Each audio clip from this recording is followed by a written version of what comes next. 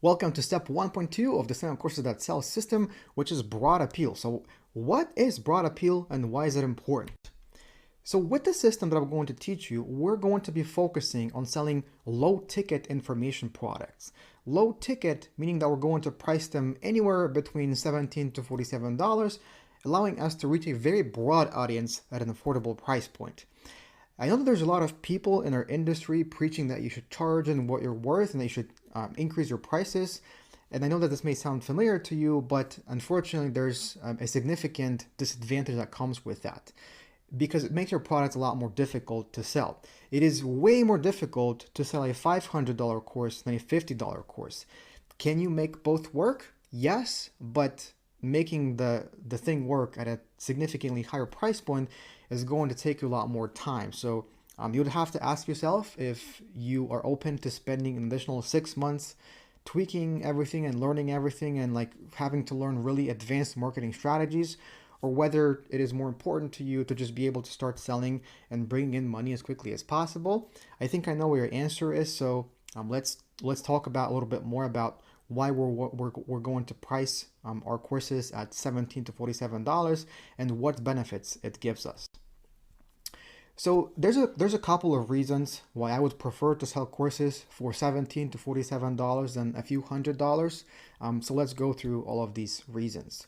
Number one is that you're going to get data a lot faster. It takes, as I mentioned to you, it takes much longer to convince someone to spend $500 with you than to spend $27, for an example. With a higher price point, you're going to have a lot less people buying from the start, which means that you will have less data to make informed decisions from. So basically, for example, if you're looking to test out your idea in the marketplace and see if people are responding and see if people are purchasing, if you were to go with a $500 price point, you would have to spend a lot more money to figure out if it actually can work. But if you were to go with a lower price point, you can figure out how people resonate and if it makes sense relatively quickly. Number two, with a lower price point is going to be more of an impulse purchase because the lower price point is going to affect your customers' potential finances in a lot less significant way. So it's basically the purchase is going to be a lot less risky. And people's buying logic will change from maximum risk thinking, as in the course is $500 and I also need to fix my car. What should I do? They're going to switch from that to thinking, hey, it's only 27 bucks and I can still fix my car. It's not a big deal. So basically, they're going to be they're not going to have to make a trade-off if they're purchasing from you at a lower price, which makes it a lot easier for them to economically justify purchasing your course, which again is going to create a lot more customers for you.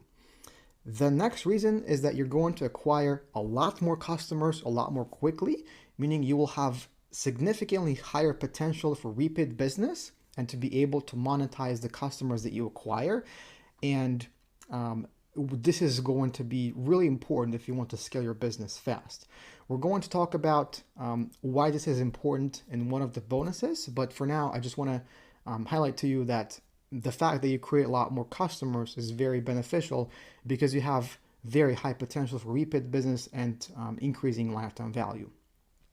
The next reason is lower priced online courses are a lot easier to advertise with paid ads. So once you start getting sales for your course, you're going to start advertising, scaling it and advertising it on paid ads. And if you have a $500 course, then you would need to spend approximately the same amount of money every single day to get data. But if you're selling a $27 course, then you can go a lot lower than that.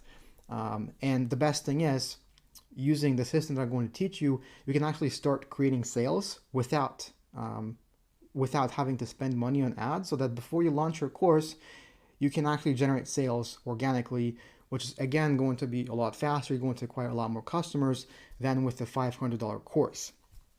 The fifth reason is that with lower priced courses, it's a lot easier to find customers in terms of ad platform targeting, and your target audience is going to be very big. So it's going to be tens and even hundreds of millions of people, which means that it's going to be very difficult for you to run out of customers.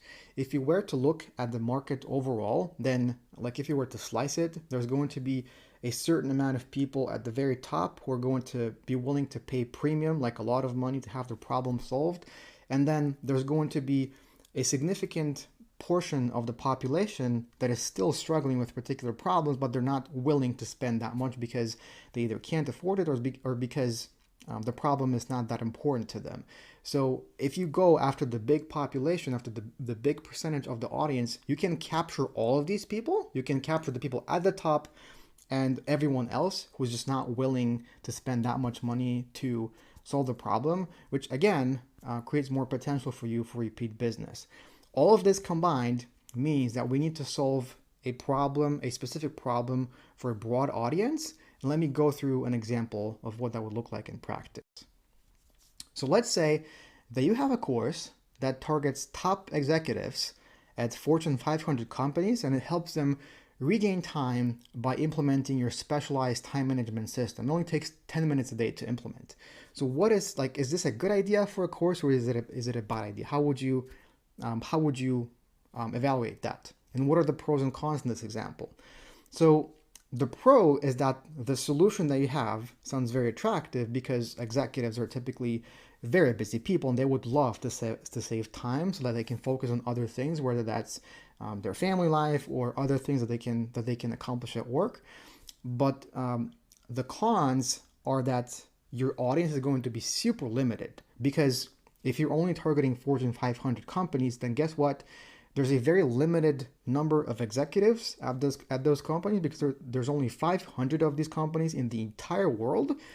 And the audience that you're trying to go after is very busy, and it's very difficult to target them. It's very difficult to reach them unless you have a way to do that through your own personal network, or where, for example, if these people are following you on social media. So number one, your target audience is going to be very, very, very narrow. So it doesn't have a broad appeal. And the second reason is the people they're trying to go after are very difficult to get. Typically, if you wanted to get in contact with them, you would have to go through a secretary or an assistant or something like that. And these people don't really spend that much time on the internet browsing around and trying to find online courses, because other people do it for them. So that course would not be a good one. It would be pretty difficult to sell. However, if you were to basically take the same solution that you offer in the course and offer it to a much broader target audience of white-collar professionals, whether they're in IT, marketing, finance, or any other industry, you're going to have a much, much wider reach, meaning a lot more people to sell to. And the other good thing is those people are actively on the internet, so it's going to be easier to reach them and easier to get your marketing to appeal to them. I also want to discuss some of the human psychology aspects about pricing and how it affects like who purchases your courses. There's some people in our industry who recommend that you should like give things out for free to attract customers. I want to tell you why that's not a good approach and what the difference is between people who get information for free and people who pay for information. So in my experience, there's a very big difference between people who get information for free and people who pay for information. As humans, unfortunately, for some strange psychological reason, we don't really value things that are free that much. And I want to give you an example and think about what you would do and what you would value more. So I'm curious, if you wanted to, let's say you wanted to get, six-pack abs, what type of information would make you more committed to actually implementing it in practice and actually, consuming the information and implementing it in your life?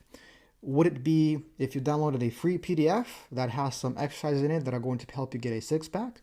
Or would it be if you bought a $27 or $37 course called, six-pack ab system, how to get a six-pack in 6 weeks or less? I think you would be inclined to choose option number two. The people who choose to download the PDFs, typically they're not your customers. because they haven't experienced enough frustration yet to pay money to have their problem solved, and they're not looking for solutions that are going to eventually fix their problem. So, there's a lot of people in our industry teaching to create free lead magnets, free PDFs, free ebooks, whatever. I can tell you with absolute certainty, after spending thousands and thousands of dollars testing it, it does not work, because the people who download free information are just freebie seekers. They're not in the right state of mind yet to pay money for solutions. There are some people who are never going to pay for online courses. That's totally fine. We don't want to focus on them whatsoever. We only want to focus on people who are looking for, who are in a state that they're looking to pay, that they're willing to pay money to pay for information. And the people who do that are more likely to come back to you and to buy even more. The only caveat here is that they actually have to be happy with the value they got from you in the first place, because if you were to purchase a course about something and you didn't really like it, you didn't find it insightful, it didn't really help you fix your problem, then no matter what the person they bought from could offer, you probably wouldn't be interested, because it just wasn't a very, it wasn't a good, you feel like you didn't get good value. So the long-term foundation of your course business is going to be customer satisfaction. We're going to talk about this a little bit more in the back-end profits bonus, but for now, I just wanted to make you aware of it. So I'll see you in the next video. Thanks for watching this one, and I'll see you soon.